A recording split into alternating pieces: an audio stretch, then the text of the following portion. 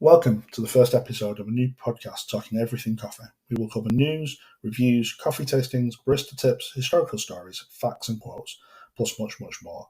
This podcast is brought to you from the Roast House with Paul Burns.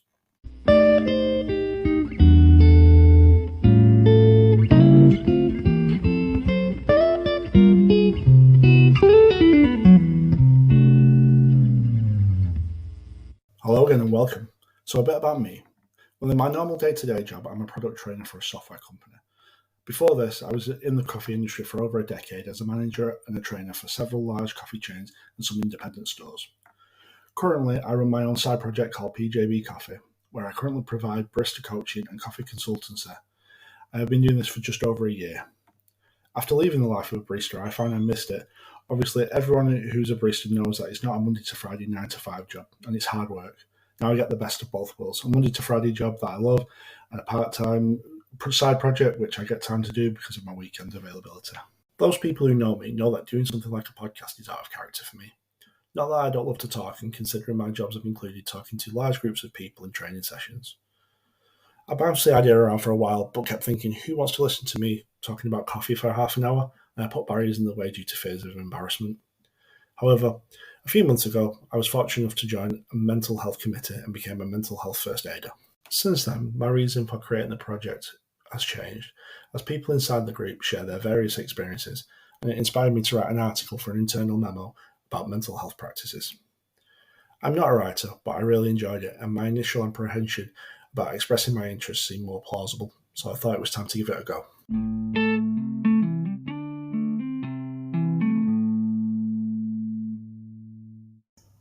In today's podcast, first we're going to look at some news from the world of coffee.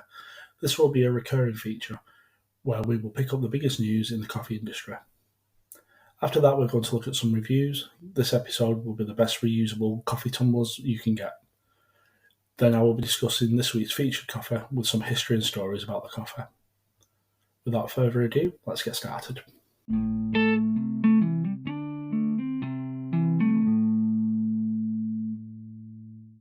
Due to the coffee surplus of 23-24 Arabica, coffee prices are forecast to post an annual drop of 12% in this year. Brazil's 23-24 production will play a key role in determining prices, with some uncertainty about whether the huge crop that had initially been expected would actually be harvested. An estimated 67.1 million 60-kilogram bags were forecasted up to the estimate of 61.5 million of the 2022-2023 crop. Robusta coffee prices were seen ending 6% down in 2023, which is still an increase and it's closest to 2022. Next up on the news, according to the recent studies from the University of Bologna and University Hospital of Bologna, they have published a journal stating that researchers compared blood pressure levels of 720 men and 783 women. The results have shown that coffee lovers tend to have lower blood pressure and healthier hearts. The report showed that the variation of effects of the volunteers from drinking 0 cups of coffee a day to 3 cups a day. Other researchers linked it to reducing heart disease, heart failure, strokes, and prolonging life. Another report in the UK finds that it's fine to drink coffee as part of a balanced diet, as coffee contains many minerals and antioxidants. Some studies have found it can reduce the risk of cancer, obesity, type 2 diabetes, and dementia. However, other studies have found that it can increase the risk of suffering from high blood pressure and strokes. And finally on the news, revolutionary new seaweed coffee balls could save thousands of tons of plastic. A Swiss company has released a small compostable ball of pressed coffee bee, that it claims works just like the conventional plastic and aluminium capsule system, but does not cause any waste. Compostable coffee balls made using a seaweed-based cover instead of plastic are already on the shelves in Switzerland and France, followed by Germany in the spring and hitting the European market next year. The coffee balls are encased in a thin, flavourless seaweed-based cover that can be discarded with the spent coffee after use. They are 100% CO2 compensated. The coffee beans come from the sustainable cultivation, and they are either rainforest aligned or organic and fair trade certified, and all packaging is recyclable.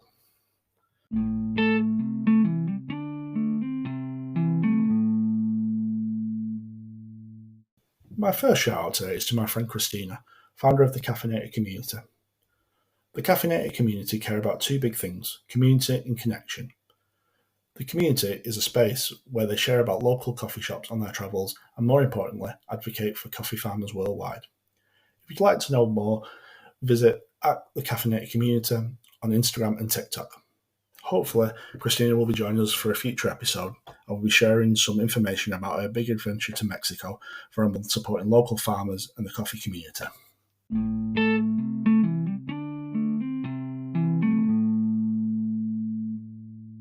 Disclaimer: I'm not associated with any of these manufacturers, so this piece is based on online research only, and the manufacturers have listed their own descriptions online, which I suggest you look at before making any purchases. I'm not providing reviews on items, I'm just listing them that have been recommended by various sites, and they are in no particular order. In today's feature, we're going to look at the best overall reusable coffee cups available. I've compiled information from various sites and picked the cups that have appeared most on these lists. I've then got their average prices and ratings from Amazon to assist you when shopping for your next cup. I've included brief descriptions on the cup's main features and have based the research on hot beverages and iced beverages, and tried to include any other key information. First up is the best of the leak-proof cups. Contiago West Loop Tumble is 100% sealed and leak-proof, which automatically seals between sips, which is useful when you're on the go to avoid accidents. It is stainless steel, double-walled, vacuum insulated, and keeps hot drinks hot for 5 hours and cold drinks up to 12 hours. BPA-free and dishwasher safe.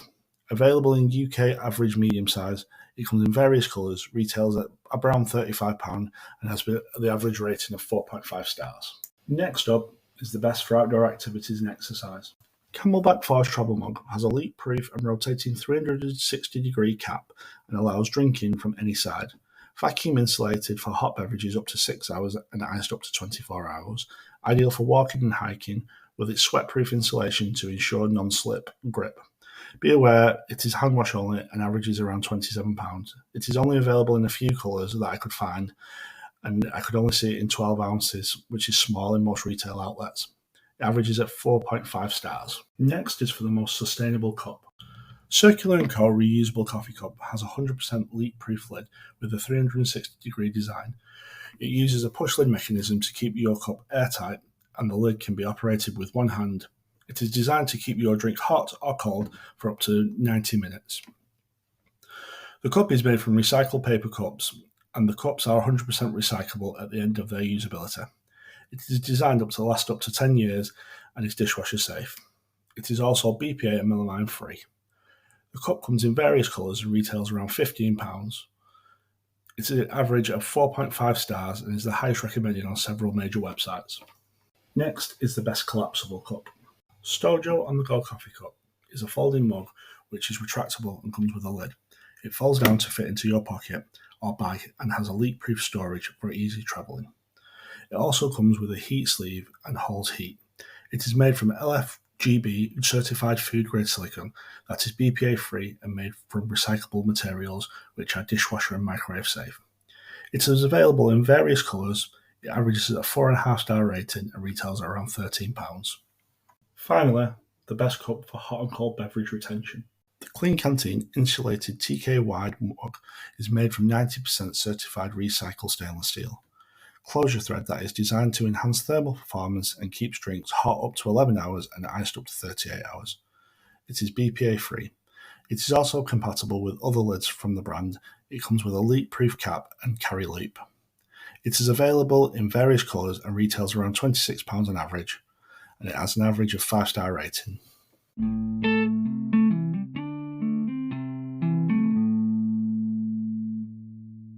In the next recurring feature, we're going to look at 5 coffee facts and 5 coffee myths. First, the coffee facts. Fact number 1. Coffee is from a fruit. Coffee is the seed of the coffee cherry or berry that is grown on the coffea plant. The plant is typically found across the coffee belt, as the plant likes hot, damp climates, dense soil, and lots of nutrients, and they grow better at higher elevations. Fact number 2. Bees love coffee. This is true. They love the coffee plant and are attracted to the caffeine in the coffee flower's nectar. The nectar contains low levels of caffeine, which the bees find highly rewarding and can manipulate their memory. Fact number 3. Coffee has been banned. Coffee had reached the Middle East, Persia and Turkey, however it declined in popularity as it was banned by authorities. The ban was soon lifted due to the pressure from merchants who profited from the coffee trade. It has been banned 3 times in history that we're aware of. Once in Mecca in the 16th century, once by Charles II of England in an attempt to suppress an ongoing revolution, and again in 1677 by Frederick the Great in Germany, who was concerned that the people were spending too much on the drink. Our next fact is about Café Florin in Venice. Café Florin is the oldest continuously operated coffee shop in the world. Opened on the 29th of December 1720, the cafe was named after its original owner, Floriano Francescone. Prior to this, its name was Alla Vianza Trionfante, which translates to Venice the Triumphant. Notable visitors were Carlo Goldoni, Marcel Proust, Lord Byron, and Charles Dickens. This episode's final fact. The earliest record of a coffee house dates all the way back to 1475, when a coffee house called Kiva Han opened in Constantinople, now Istanbul. It likely served what we know today as Turkish coffee method, as it wasn't until much later that filtered coffee was invented. Now we will look at some coffee myths. First, is coffee a cure for hangovers? The answer to this is false. It can actually make your hangover worse by dehydrating you. Granted, the caffeine can make you feel more awake, but overall it does nothing for your hangover. Myth number 2. Dark roast coffee contains more caffeine than a light roast coffee. Again, this is false. This is a common misconception, and I have discussed many times during my days in store. Dark roast has less caffeine than light roast. Caffeine breaks down during the roasting process. The best coffee in the world comes from Italy. Unfortunately, the third myth is false too. Italian coffee refers to the characteristic roasts, flavours and blends. However, Italy has several large brands and even a coffee university in Trieste. Keeping coffee in the refrigerator or freezer retains flavour. Unfortunately, this one pains me to say because I see this in so many places. Coffee does not belong anywhere near a fridge or a freezer. It hates moisture and condensation, and it accelerates flavour loss. Coffee should be kept in a cool, dry place, such as a cupboard. For our fifth and final myth, there is an optimum grind that suits all proportion methods. Again, this is false. While retail outlets provide various coffees which deliver reasonable results, all coffee beans should be ground to a specific brewing method. It is essential, as much so as it is the dosage that you use.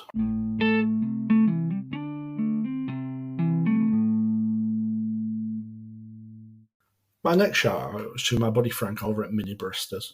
Mini Baristas is a mobile barista coffee shop in Brooklyn, New York. With all the hard work and hustle he's put in, he's hoping to turn his business into a small franchise. His current unit is energy independent and uses solar panels, along with a small battery technology and LPG, which allows the unit to run with mini carbon footprint. His tech is modern, but his style is old school. For more information, go to @minibaristas or his website www.minibaristas.com.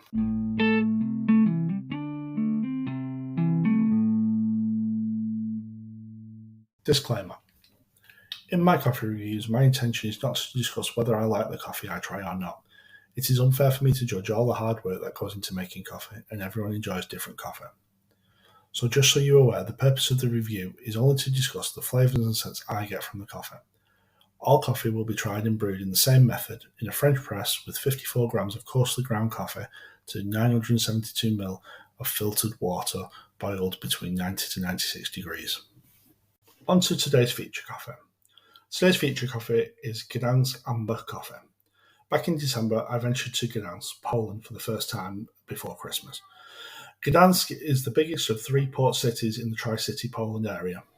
At the centre of the main town, reconstructed after World War II, along the main streets are shops and restaurants.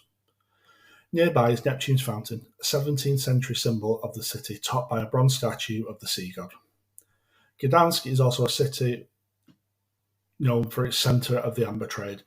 Boutiques throughout the city sell amber or Baltic gold and can be found on the shores around Gdansk for millennia and traded here for centuries. Amber was also brewed into potions and cocktails to cure ailments. People even thought amber to have magical properties, and some still do. If you go to Gdansk, the Amber Museum is definitely worth a visit. During the trip there was a variety of coffee shops and cafes with the most amazing food, and my new obsession, the apple pie latte. If you haven't tried apple pie syrup with a nice medium roast coffee, you're in for a treat. For pics from the trip, check out my Instagram page at PJB Coffee, as well as photos from today's coffee tasting. Before we talk more about the coffee, we need to know a bit more about the backstory. I'm going to give you a brief overview today, but for more information, visit ambercoffee.pl. The story of today's coffee begins in Vienna in the late 1600s. During the Siege of Vienna, the then King of Poland, Jan Sobieski III, fought a brave battle driving the opposition from Vienna. One of the king's men, who was a spy by the name of Jerzy Kolczycki, played an especially important role leading to the victory. The king was so grateful he granted Jerzy a wish, offering it whatever treasure he would desire from the city. Rather than choosing gold, stones, or other treasures that were abandoned, the spy asked for several hundred sacks of coffee beans left behind. Using these, he opened Vienna's first coffee shop on Gdansk Street. The coffee was brought back to the Commonwealth, which became a favourite drink in Poland's high society, thereafter quickly becoming popular throughout the rest of Europe. Gdansk Amber Coffee is a Colombian Arabica from certified organic farms, and it is a local product produced by Pomeranian craftsmen who cultivate Gdansk Amber traditions.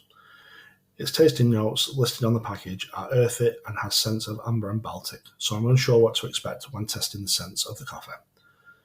Just to mention, the box and the packaging of the coffee is beautiful. It's in plain black with gold writing. Again, you can see this at PJB Coffee Instagram account.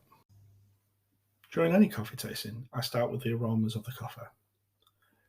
I detected sweet notes of chocolate and caramel and fruity notes of orange. It also had an underlying tone of pine and aromas I would associate with the festive season. When tasting the coffee, I detected a medium acidity that lingered on the tongue. I would say it was a medium body in a dark roast. Its flavour notes were similar to its aroma, and I could taste chocolate and caramel with the addition of wheats and wholemeal. I paired this with some light fruitcake and some chocolate caramel. I thought the fruitcake would be a good pairing due to its aroma and its initial taste, but it made the flavour quite bitter. But as expected, the chocolate caramel enhanced its sweetness. Overall, the coffee had a unique flavour. Having tried lots of coffees from Latin America, I usually anticipate a bit of spice with a balance of cocoa. However, the chocolate mixed with the almost festive pine and the citrus was surprising.